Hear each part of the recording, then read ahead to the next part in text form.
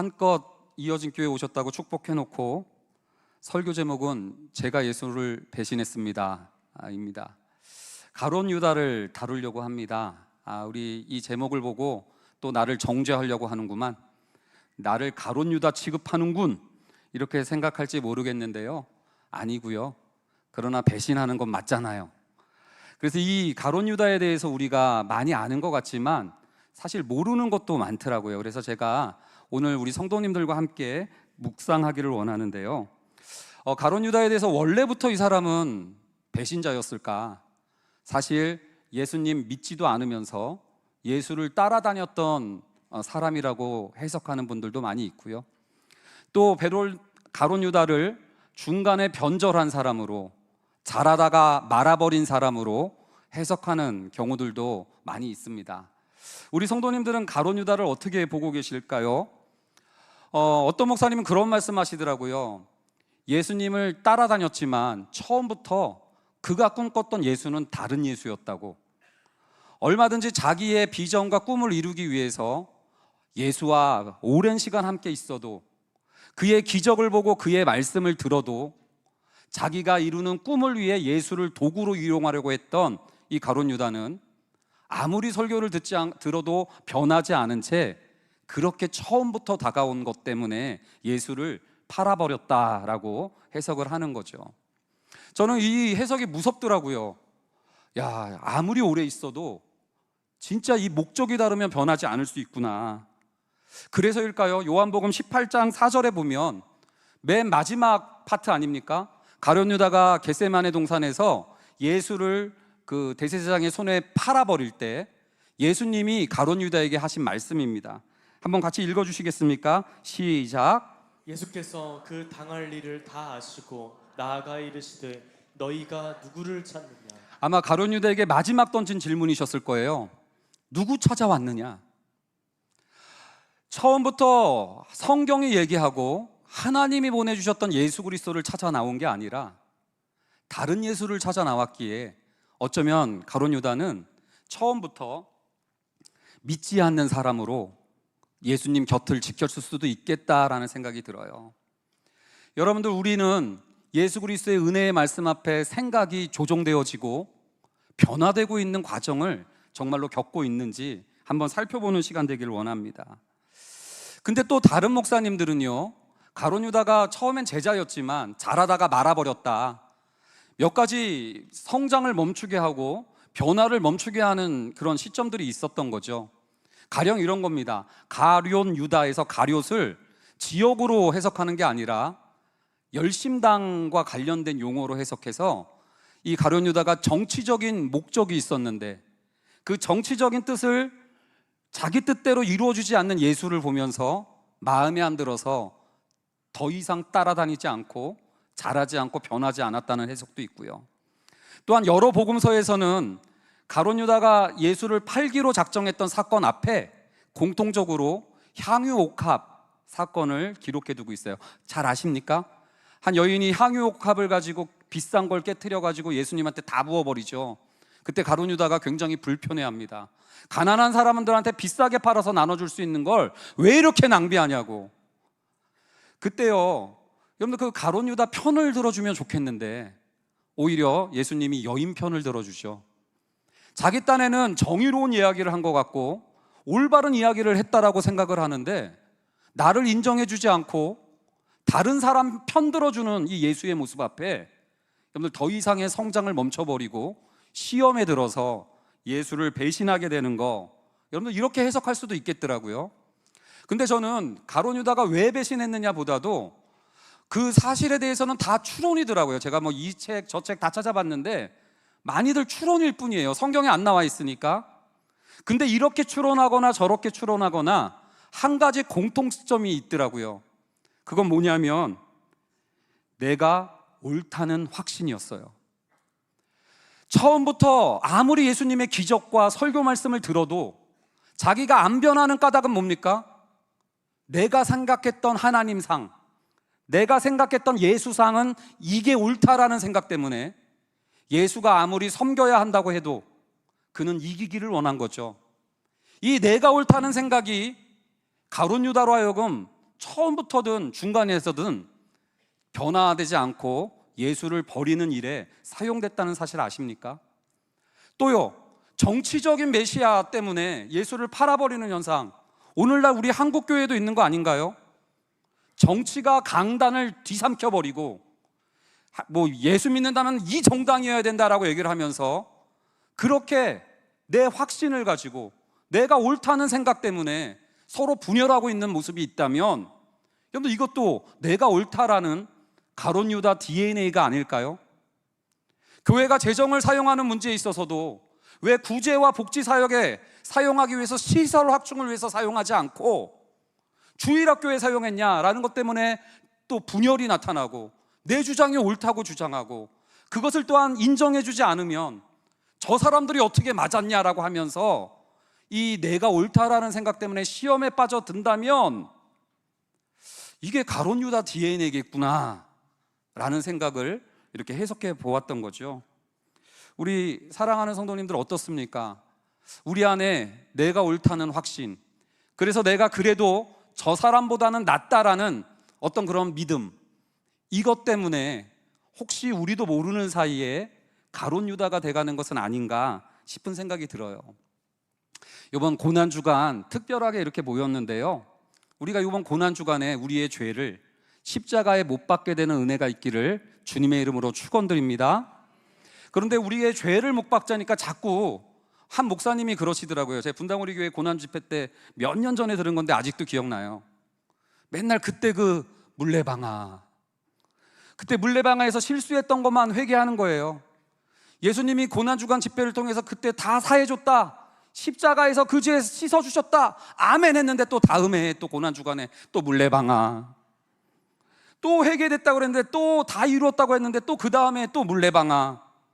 맨날 우리의 죄, 내가 그때 크게 잘못했던 것만 반복적으로 회개하다 보니까 하나님이 또 왔냐 이렇게 얘기한다면서 이렇게 집회 설교를 하셨던 적이 있어요.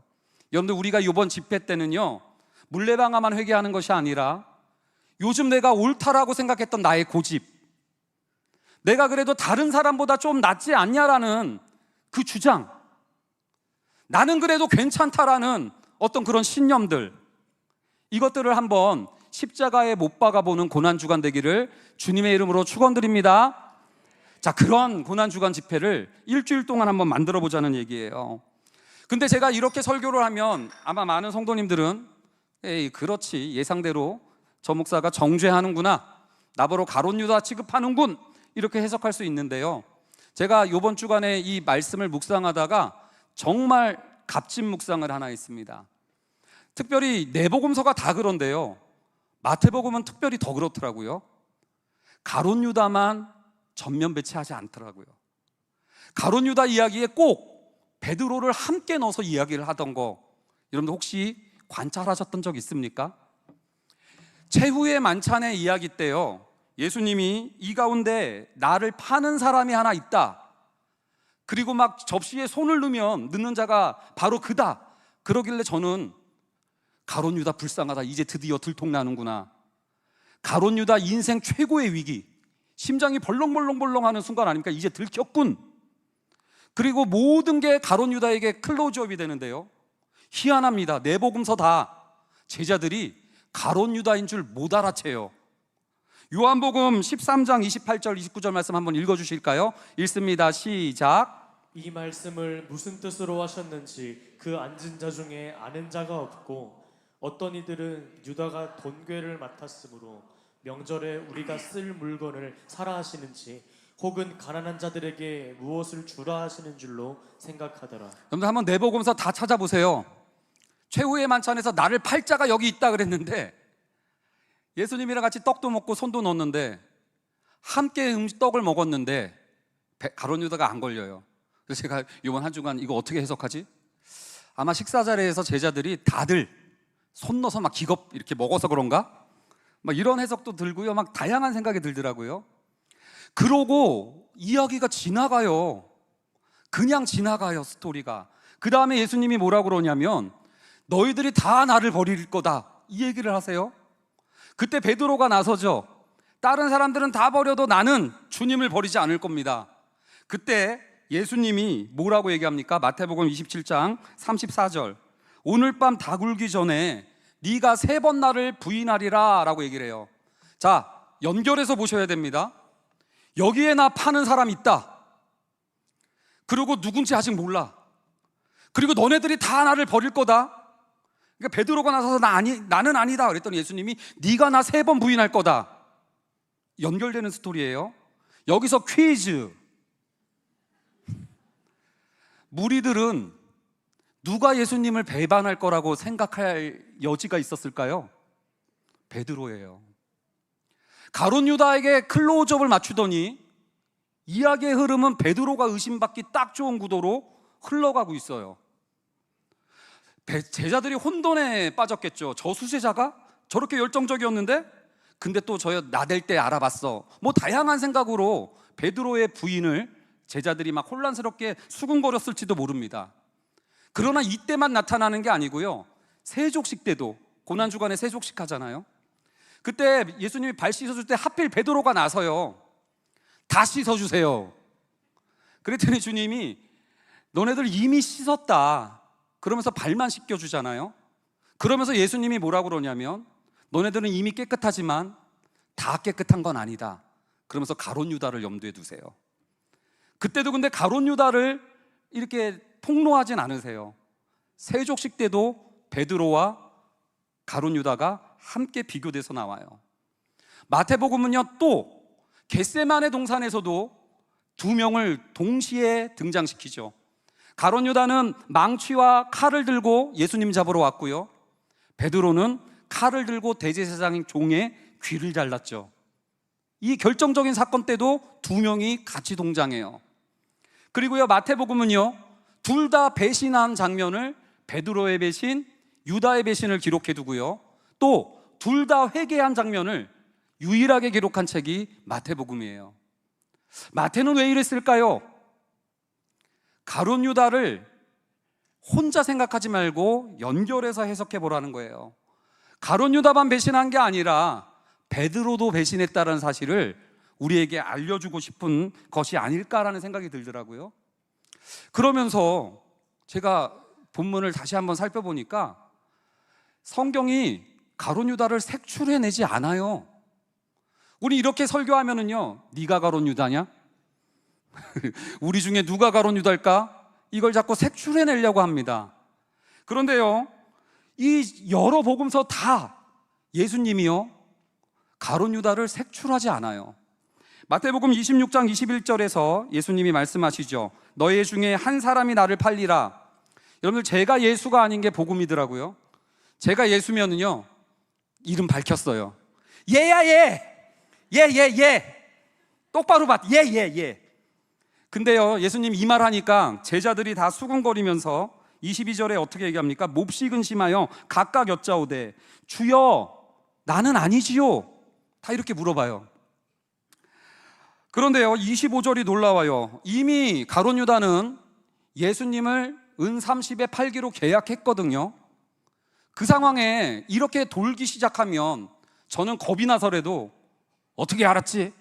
그러면서 제가 들킨 건가? 그러면서 죄송합니다 주님 제가 실수했습니다 그러고 빌든지 아니면 도망치든지 할 텐데 25절에 가룟 유다가 어떻게 얘기하는지 같이 한번 읽어보겠습니다. 시작. 예수를 파는 유다가 대답하여 이르되 랍비여 나는 아니지요. 대답하시되 내가 말하였도다 하시니라.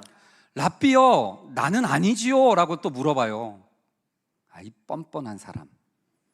근데 더 놀라운 건 예수님이 뭐라고 답합니까? 그래 너다 이랬어야 되는데 네가 말하였도다. 나는 아니지요 네가 말하였도다. 이거 뭔 얘기입니까? 그렇다는 거예요 아니라는 거예요? 예수님이 기냐 아니냐를 정확하게 말씀 안 해줘요. 나는 아니지요 응 아니야 라고 하든지 나는 아니지요 그러면 그런가? 막 이렇게 해서 뭔가 답변을 결정을 해줘야 되는데 네가 말하였도다 라는 애매한 이야기를 하면서 오히려 그 색출하기 좋았던 찬스를 가룟 유다를 감춰주는 것 같은 액션을 취하더란 얘기예요. 예수님은요 가룟 유다를 색출하길 원한 게 아니라 어쩌면 돌이키기를 원하셨던 거 아니었을까? 이 순간에도 돌이키려고 예수님이 그러시는 거구나 라는 이런 생각이 나더라고요. 그래서일까요? 그 다음에 바로 성만찬이 펼쳐집니다. 내 살을 먹어라. 내 피다. 죄사함을 위하여 흘린 나의 피다. 그러면서 나눠주는데요, 제가 예수님이라면 가룟 유다는 안 줬을 것 같아요. 근데 예수님이 가룟 유다한테도 자신의 살과 피를 나누시는 장면들이 등장을 하죠. 마태는 왜 이 두 장면을 이렇게 유독 그렸을까? 둘 다 죄인이니까, 우리 다 어차피 배신할 사람들이니까 어쩔 수 없는 거야, 다들 그런데, 이 얘기를 하고 싶었던 게 아니에요. 고난주간 가운데 가룟 유다와 같은 마음이 우리한테 늘 있거든요. 내 안에 약함과 악함이 늘 공존하고 있기 때문에 가룟 유다를 보고 고난주간을 맞이할 때마다, 맞아, 나 가룟 유다가 얼마든지 나 가룟 유다일 수 있는데, 이런 생각 때문에 낙심하고 정죄에 빠지고, 그래서 나 같은 게 뭐 주님한테 나갈 자격이 있나 라고 생각하면서 점점 나도 모르게 예수 그리스도의 십자가의 은혜와 멀어지고 있는 사람들이 너무나 많은 거예요. 자기를 가룟 유다로 생각하기 때문에. 왜요? 내가 그렇게 약하니까. 그러나 복음서 저자들은 아니라고, 가룟 유다 아니라고, 너네들은 베드로라고, 베드로도 부인했었다고, 가룟 유다 취급하지 말라고. 왜 우리 성도들이 가룟 유다냐고. 우리는 베드로라고 주님이 이 복음서를 통해서 아무리 멀어졌어도, 아무리 실수했어도, 아무리 주님 앞에 면목이 없어도 우리 가룟 유다 취급하지 말자고, 그러면서 이 베드로랑 연결해서 보여주는 이 묵상을 했어요. 잘했죠?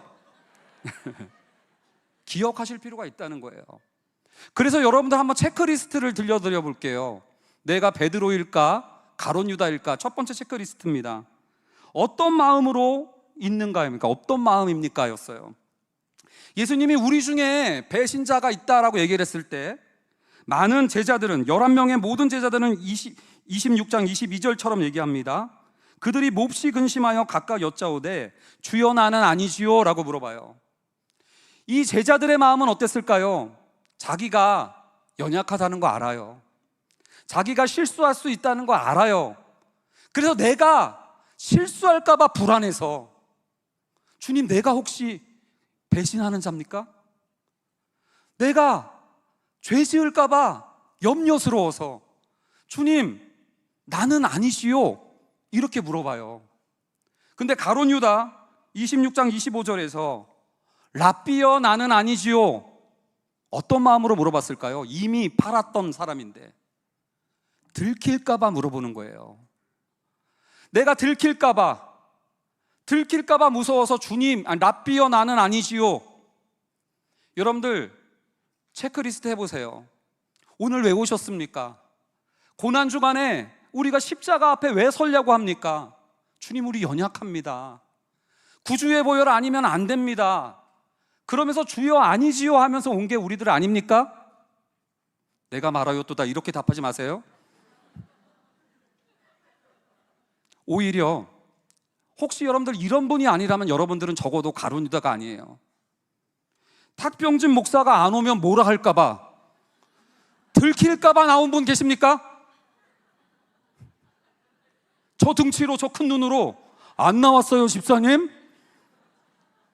저는 그래서 목사들은 눈이 작아야 된다고 믿는 사람입니다. 여러분들, 우리가 들킬까 봐 교회 다니는 사람이 아니라면 우리는 적어도 가룟 유다는 아니에요. 두 번째 체크리스트가 있는데요, 교회입니까? 라는 질문이에요. 내가 교회면 베드로예요. 그러나 내가 교회가 아니라면 가룟 유다입니다. 마태복음 16장 18절 한번 같이 읽어주시겠습니까? 시작. 또 내가 내게 이르노니 너는 베드로라. 내가 이 반석 위에 내 교회를 세우리니 음부의 권세가 이기지 못하리라. 베드로에게 뭐라고 그래요? 교회를 세우겠다고 그랬죠.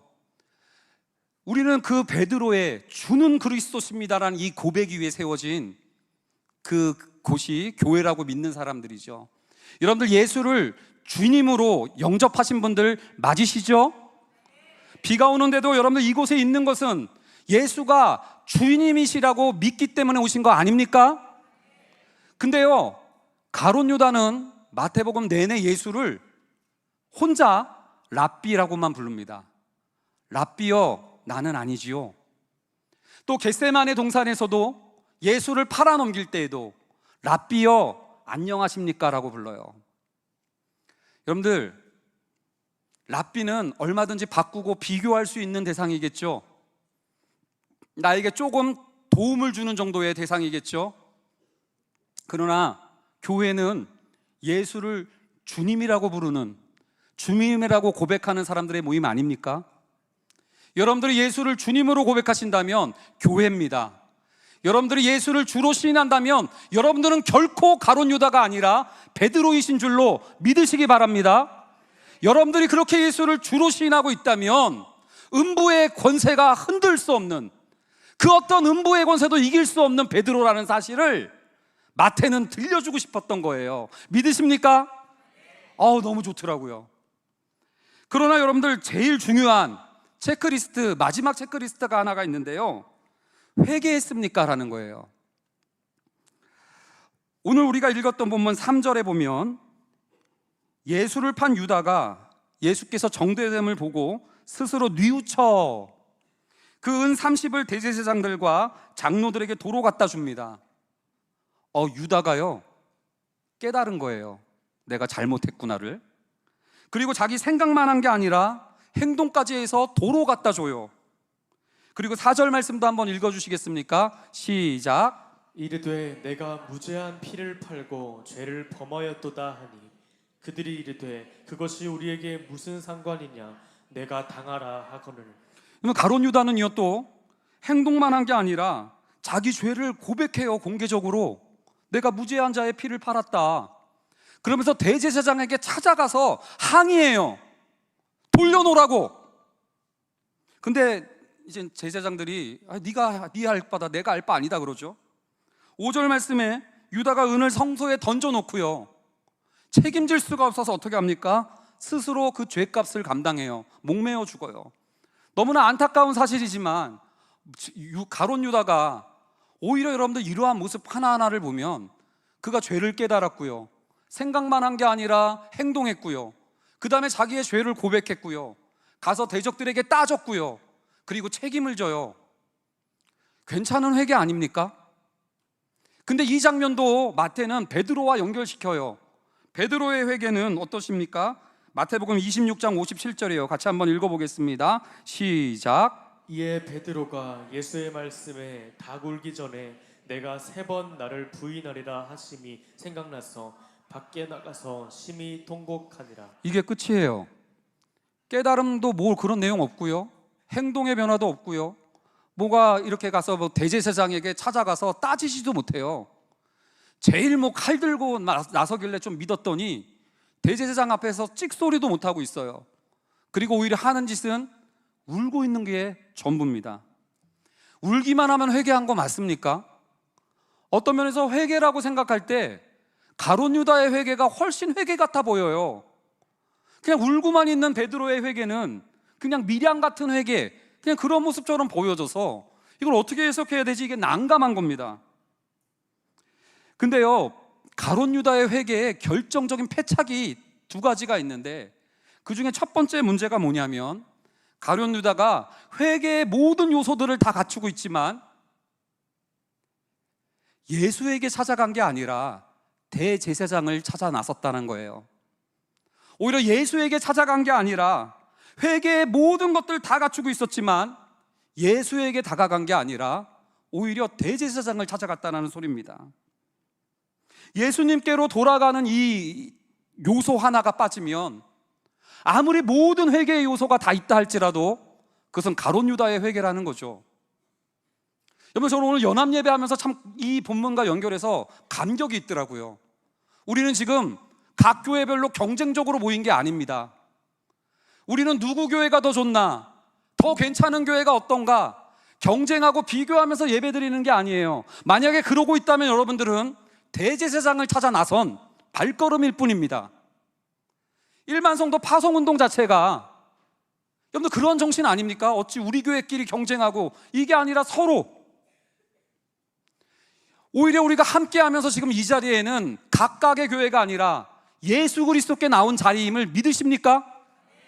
더 나은 교회, 더 나은 목사 비교하고 경쟁시키는 것이 회개가 아니라는 거예요.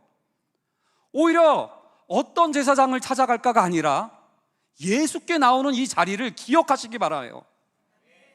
늘 예수께 나오는 것이 회개인데, 대제사장에 가서 이런 회개의 모든 종교적인 절차와 스텝을 다 밟는다 할지라도 그것은 겨우 가룟 유다의 회개에 머문다는 거예요.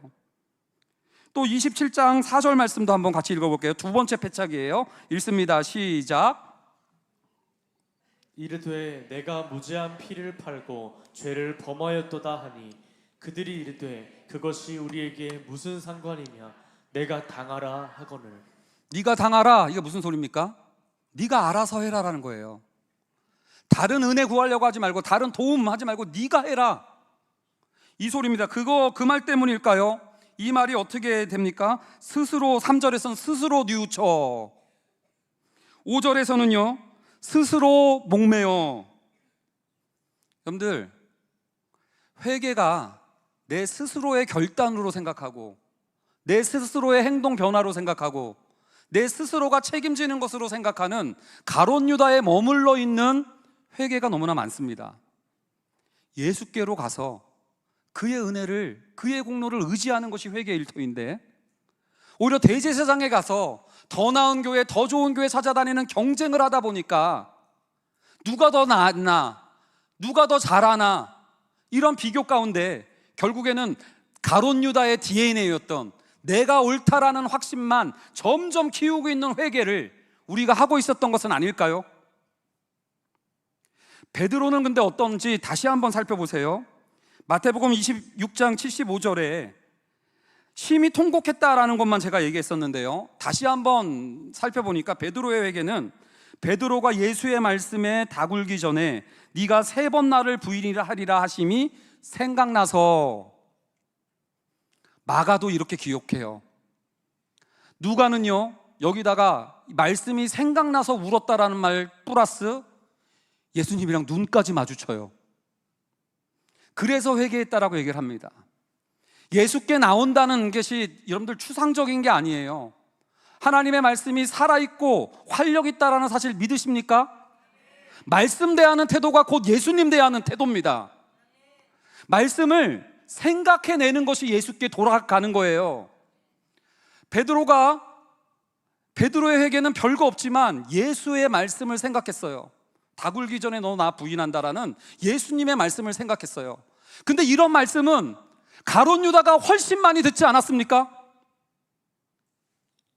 세족식 때 다가 아니라, 다 깨끗한 게 아니라 이 중에 안 깨끗한 사람이 있다. 이 말씀은 자기를 정죄하는 말씀이 아니었어요. 왜 그랬어요? 예수님이 그 세족식 때 어떻게 시작돼요? 제자들을 사랑하시되 끝까지 사랑하셨다. 제가 예수님이었으면 가룟 유다 발 안 닦아줘요. 예수님은 근데 그 유다의 발을 닦아주면서 끝까지 사랑하는 모습을 유다가 생각했더라면, 최후의 만찬 때 예수님은 알잖아요. 심지어 요한 사도는요 가룟 유다와 예수님이 떡을 같이 먹는 장면을 목격해요. 그래서 요한은 알아요, 유다였다는 사실을. 근데도 예수님은 폭로하지 않고 어떻게 하셨어요? 받아 먹으라, 이것이 너의 죄 사함을 위하여 흘리는 나의 피다, 나의 살이다 하면서 나눠줘요. 이 장면을 가룟 유다가 생각했더라면 좀 어땠을까요? 예수님을 겟세마네 동산에서 팔아 넘길 때에도 저 같았으면 와가지고 막 입맞춤하면 멱살 잡았을 것 같아요. 해준 게 얼만데. 근데 예수님이 그때 겟세마네 동산에서 뭐라고 얘기하시는지 아십니까? 마태복음 26장 50절, 친구여 네가 무엇을 하라고 왔느냐? 끝까지 그 현장 가운데서도 가룟 유다를 친구로 대해주시는 그분, 폭로했습니까? 따돌렸습니까? 끝까지 돌이키려고, 다 굴기 전에 돌아오라고 은혜의 말씀을, 끝까지 사랑하셨던 그 주님의 말씀을 생각했더라면 유다가 죽지, 스스로 목매지 않지 않았을까? 여러분들, 오늘 설교를 듣고 스스로 결단해서 설교 들어보니 별거 없군, 그러면서 내일부터 안 오려고 하는 이 스스로야 하는 결단자들, 여러분들, 베드로는요 예수님의 말씀을 생각하고 한 거 별로 없어요. 물고기 잡으러 가고, 그도 면목 없으니까 그냥 공동체와 함께 지냈을 뿐이에요. 근데 그렇게 있다가 수일 지나서 예수님이 베드로에게 찾아오셔서 숯불에 생선도 구워주시고 네가 나를 사랑하느냐 하면서 회복시켜 주시잖아요. 오늘 스스로 예배를 평가하고 결단하지 마시고요, 계속 있다 보시면 주님 오실 줄로 믿습니다. 막 김용윤 목사님 할 때 막 난리가 날 줄로 믿어요. 여러분, 그러나 저는 이런 설교를 하지만 우리 성도님들 가운데는 그래, 예수님 생각하면 좋지, 그러나 우리의 상황이, 형편이 너무나 어두울 때가 있다는 거 잘 알고 있습니다. 기도했는데도 척척 응답받는 것이 아니라, 예수님의 은혜가 보이는 것이 아니라, 성도들이 중보기도해줘서 응답받았다라고 생각했는데 오히려 그것이 도리어 응답이 아니었던 것들이 발견되어지고, 뜻하지 않았던 고난이 찾아오고, 내 자녀가 내 뜻대로 안 되고 아파하고, 이런 장면들 아무리 기도해도 응답이 없는 것 같을 때 우리들은 낙심하고 힘에 부처하며 예수가 보이지 않아서 더 이상 예수를 생각 못하는 위치에 빠질 때가 많이 있습니다. 오늘 본문이 근데 그런 성도들을 위로하더라고요. 가장 어두웠을 때, 가장 악이 기승을 펼치고 심지어는 하나님이신 예수가 패배한 것 같이 보였던 그 칠흑 같은 어둠의 때 어떻게 교회를 일으켜 세우시고 위로하시는지 아십니까? 9절 말씀에 이런 말씀이 있어요. 이에 선지자 예레미야를 통하여 하신 말씀이 이루어졌나니. 이게 무슨 소린가? 다 이게 가룟 유다 잘못 만나서, 대제사장들이 수를 잘 써서, 세상이 강력해서 당하는 실패인 줄 알았어요. 다 하나님 없이 세상이 잘나서, 하나님은 무력해서, 하나님은 무관심해서 당하는 고난인 줄로 알고 있었다고요. 근데 마태는 이 마지막에 이 모든 것이 하셨던 말씀이 이루어지는 과정이다, 현실대로 상황대로 펼쳐진 일이 아니라 하나님이 이미 하셨던 말씀대로 이루어지는 사건이었다는 것을 주목시켜요. 제가 이 장면 보고 너무 좋아서 지금 이렇게 흥분한 거예요. 할렐루야! 여러분들, 시편 41편 9절에 이런 말씀이 있어요. 내가 선대하여 신뢰하여 내 떡을 나눠 먹던 나의 가까운 친구도 나를 대적하여 그의 발꿈치를 들었나이다. 얼마 전 최후의 만찬에서 떡을 나눴던, 그리고 자기를 팔 때 친구야라고 했던 이 가룟 유다의 이야기 아닙니까? 그가 나를 대적하여 발꿈치를 들었대요. 왜 들었을까요? 키스하려고.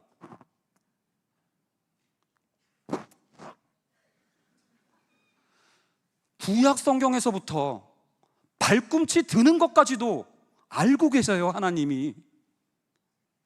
그리고 여러분들, 스가랴 11장 13절도 한번 읽어볼까요? 읽습니다. 시작. 여호와께서 내게 이르시되 그들이 나를 헤아린 바 그 삭슬을 토기장이에게 던지라 하시기로 내가 곧 그 은 30개를 여호와의 전에서 토기장이에게 던지고. 소름 돋았어요. 훨씬 전에 성경이에요. 스가랴가 뭐라고 예언합니까? 토기장이, 오늘 본문 보세요. 토기장이의 밭을 사요. 은 30, 그 오래전에 했던 예언이 은 30개로 예수를 파는 장면, 심지어는 던졌대잖아요. 어떻게 돌려줬나 했더니 성전에 던져버렸거든요, 가룟 유다가. 또요, 여러분들, 그 하나하나 맞춘 것들을 여러분들 이거 보면서 제가 소름이 돋더라고요.